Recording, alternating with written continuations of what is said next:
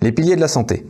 Alors, l'Organisme mondial de la santé a défini que la santé n'était pas qu'une absence d'infirmité ou de maladie, mais un équilibre entre 3 piliers. Un pilier physique, un pilier social et un pilier mental.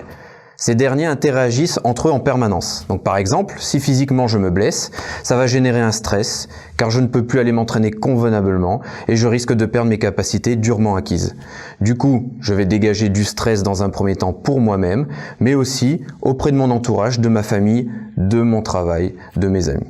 Un autre exemple, mentalement, si je suis de nature anxieux, cette anxiété, je la répercute auprès de mes amis qui peuvent commencer à me fréquenter de moins en moins, par exemple, et tout ça renforce mon anxiété et ma posture reflète mon émotion.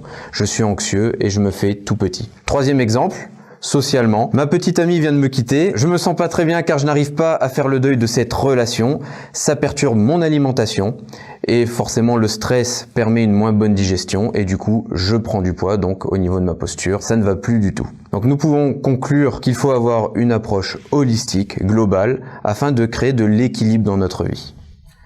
La posturologie, c'est une méthode qui va viser à rechercher l'équilibre physique, mais vous aurez compris qu'il faudra certainement coupler cette discipline à d'autres techniques afin d'optimiser le rééquilibrage postural. Et c'est ce que nous allons voir et ce que nous allons vous proposer dans les différentes capsules.